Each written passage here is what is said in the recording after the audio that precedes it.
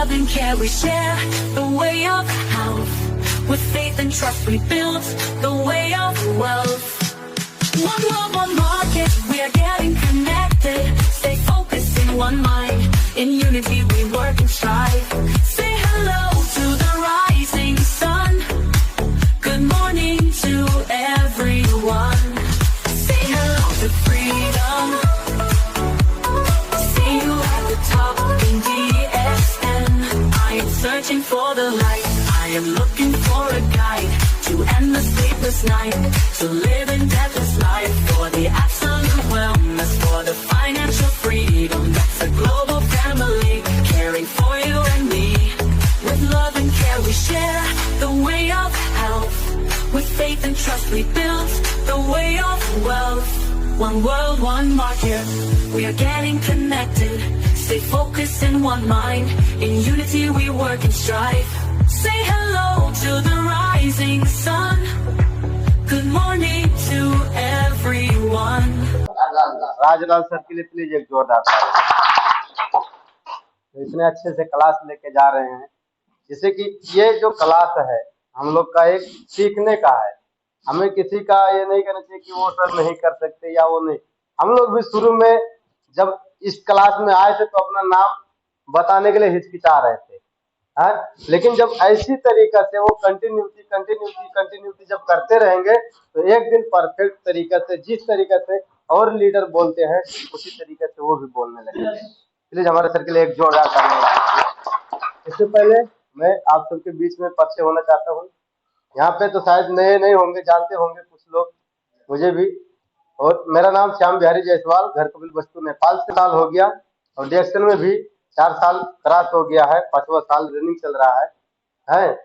और इस जगह में लाने वाले जिस तरीके से हम लोग का किसी न किसी के माध्यम से आते हैं डीएक्शन में, तो इस कंपनी में डीएक्शन में हमें लाने वाले हमारे भांजे ही हैं सुभाष जायसवाल, प्लीज उनके लिए एक जोरदार ताली।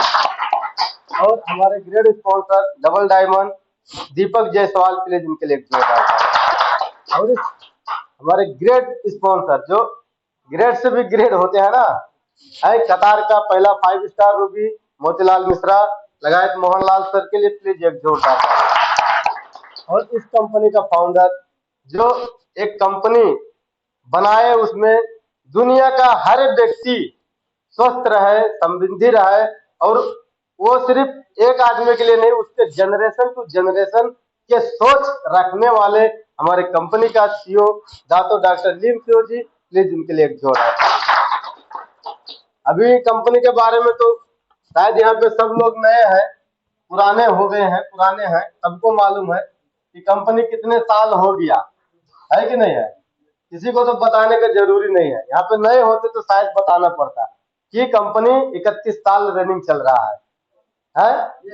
हमारा भी 31 साल का उम्र यही रनिंग चल रहा है। हमारे जन्म के साथ साथ में जानो डीएक्शन हुआ है, स्टार्टिंग हुआ है। 31 साल हमारा भी रनिंग चल रहा है और कंपनी का रनिंग चल रहा है। तो आप सोच सकते हैं कि डीएक्शन यदि भागने का होता, या डायरेक्ट सेलिंग नेटवर्क मार्केटिंग डीएक्शन है, लेकिन अगर भागने का कंपनी होता तो कभी का भाग गया होता, है कि नहीं है।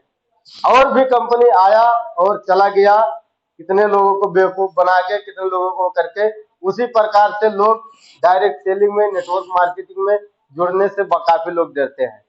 तो हमें किसी भी व्यक्ति को यदि बताना है डीएक्शन के बारे में, नॉलेज देना है, तो सबसे पहले हमें कंपनी का जो प्रोफाइल होता है, उस कंपनी का प्रोफाइल नया हो या पुराना हो या ज्वाइनिंग होकर छोड़ दिया हो, उससे सिर्फ प्रोफाइल का बात जब करोगे।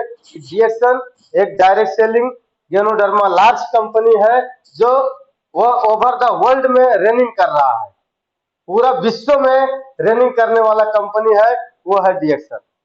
दूसरा कंपनी अभी विश्व में रनिंग नहीं कर रहा है। और एक दूसरी बात जो है, गल्फ कंट्री में, जो कि एक मुस्लिम कंट्री में, एक यूरोप कंट्री में नंबर 1 पे चलने वाला डीएक्शन कंपनी है, और फैक्ट्री भी बनाने वाला ओनली है डीएक्शन कंपनी। आप सर्च भी कर सकते हैं, काफी लोग हमारे जब बड़े प्रोग्राम हॉलीडे विला में हुआ था, वहां से आपको दिखाए थे दुबई में जो हमारा डीएक्शन कंपनी का फैक्ट्री बैठा हुआ है कि नहीं है? तो क्या हुआ, अरब कंट्री गल्फ कंट्री हुआ कि नहीं हुआ है?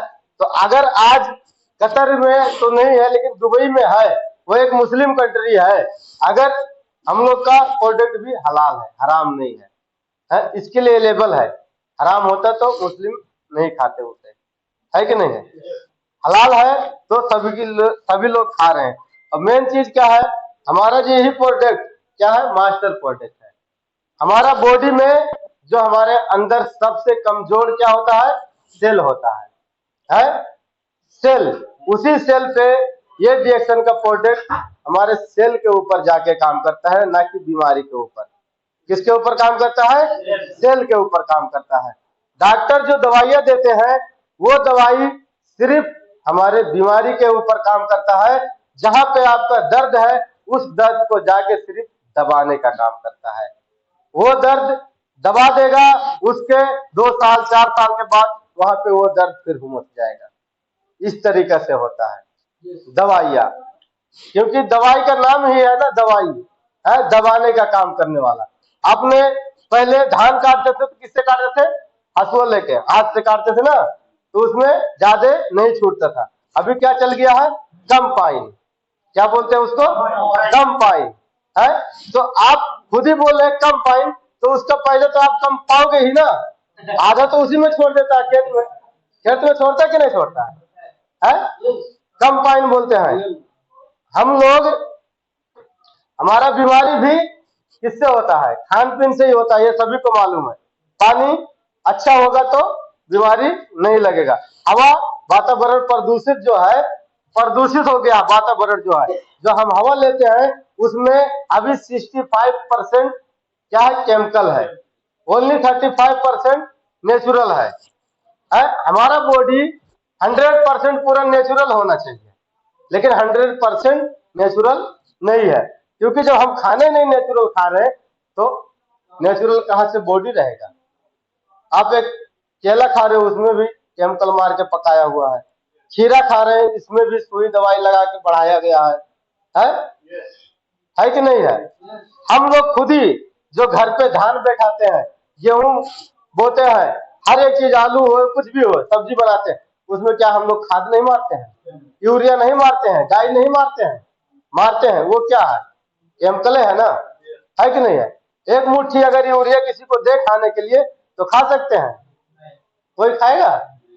नहीं खाएगा। वो कीड़ा मारने वाला जो दवाई आता है, अगर किसी को बोले एक ढक्कन पी लो तो पी लेगा? नहीं पिएगा। लेकिन हम वो ऐसे नहीं खाते, डायरेक्टली नहीं खाते, पर इनडायरेक्टली हम खाते हैं। इनडायरेक्टली मतलब खेतों में डाल दिए, खेतों में वो पड़ने के बाद उसका पोषण छन के, जैसे एक पानी को फिल्टर करके हमें पिलाया जा रहा है, उसी प्रकार उस यूरिया को, उस खाद को, उस दवाई को हमारा खेतों से फिल्टर होके उस बाली में लटकता है।